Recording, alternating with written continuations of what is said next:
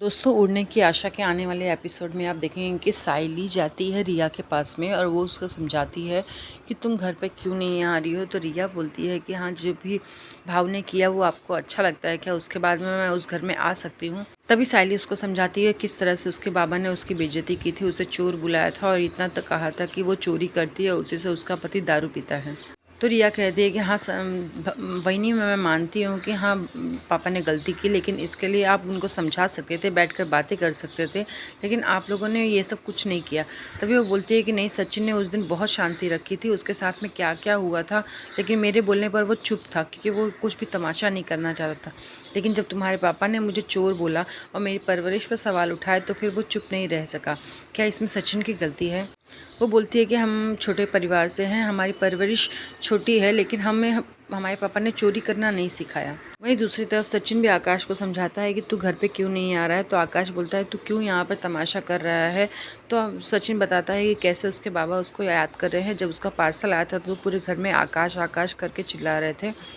तब उन्हें समझाना पड़ा था कि नहीं, आकाश इस घर में नहीं है, वो उसे बहुत याद कर रहे हैं।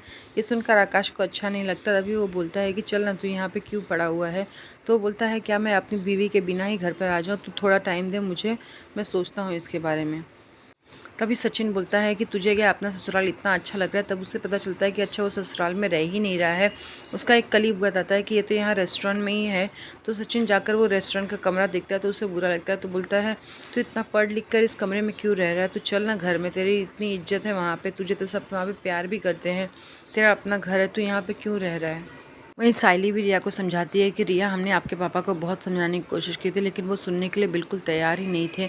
तो सचिन क्या करता, उसने फिर मेरे लिए हाथ उठा दिया। तभी रिया को अपनी गलती समझ में आती है, बोलती है वही नहीं, आपने ये सब मुझे उस दिन क्यों नहीं बताया, आज आप मुझे ये सब बता रहे हो। तो वो बोलती है कि उस दिन मौका ही कहाँ दिया तुमने। वहीं दूसरी तरफ आकाश भी सचिन को बोलता है कि भाव तू जा घर पे, मैं आऊँगा, लेकिन मैं अपनी बाइकों को साथ में लेके आऊँगा। तू भी तो अपने बाइकों के लिए इतना सब कुछ कर रहा है, तो मुझे भी तो अपनी बाइकों के बारे में सोचना पड़ेगा। वहीं दूसरी तरफ साइली का भाई उसको बोलता है कि सचिन है ही ऐसा, तेरा पति क्या हमेशा हर जगह गुंडागर्दी करता है, वो सबके ऊपर हाथ ही उठाता है क्या, उसको इसके अलावा कुछ आता नहीं है। तब उसकी माँ बोलती है कि तू ऐसा क्यों बोल रहा है, वहाँ पर जो कुछ भी हुआ है वो सब तेरी वजह से हुआ है, तो ये सब भूलना मत। वो बोलती है कि तूने अगर चोरी नहीं की होती तो ये सब होता ही नहीं। तो वो बोलता है कि तुझे नहीं पता माँ, ये लोग ना बड़े लोग हैं, इन लोग ना सिर्फ अपने लेवल वालों की इज्जत करते हैं। माँ, बहुत ही जल्दी ज़्यादा पैसे कमा कर मैं इन लोगों के लेवल में आ जाऊँगा, देख लेना तू ये। वहीं दूसरी तरफ परेश तेजस से पूछता है कि तू नौकरी देख रहा है कि नहीं। तो बोलता है हाँ, मैं देख रहा हूँ, कनाडा वाली नौकरी है ना मेरे पास में। तो परेश उसको समझाता है कि तेरा दिमाग ख़राब हो गया है, जहाँ पे पैसे देना पड़े तो उस नौकरी का क्यों इतना भरोसा करके बैठा है, वो नौकरी अच्छी नहीं होगी। तभी सचिन उसका मजाक उड़ाता है, बोलता है हाँ, इसके पास में आएंगे ना 14 लाख, तभी वो कनाडा के लिए नौकरी में अप्लाई करेगा। इसकी बाइको है ना, वो दुबई से पैसे लेके आएगी तो इसको दे देगी। तभी रोशनी चिढ़ जाती है, वो बोलती है कि पापा, इसको मना कर दीजिए कि ये मेरे पापा के बारे में कुछ भी ना बोले। तभी सचिन साली को बोलता है कि देखा, जैसे ही मैंने रोशनी से उसके पापा के बारे में पूछा तो वो कैसे चिढ़ गई, ये ज़रूर कुछ छुपा रही है। वहीं साली बोलती है कि हाँ, इससे कुछ भी पूछो तो ये तुरंत भड़क जाती है। वहीं जब मैं तुम्हारे लिए कार लेके आई थी तो इसने कितने सारे सवाल किए थे मुझसे। तभी खाने का टाइम होता है तो साली बोलती है कि हाँ, मैंने माँ को बुलाया था लेकिन आई नहीं। तभी रेणुका आती है बाहर। तो परेश बोलता है कि परेश, साली ने तुझे जब बुलाया था रेणुका, तो तू बाहर क्यों नहीं आई।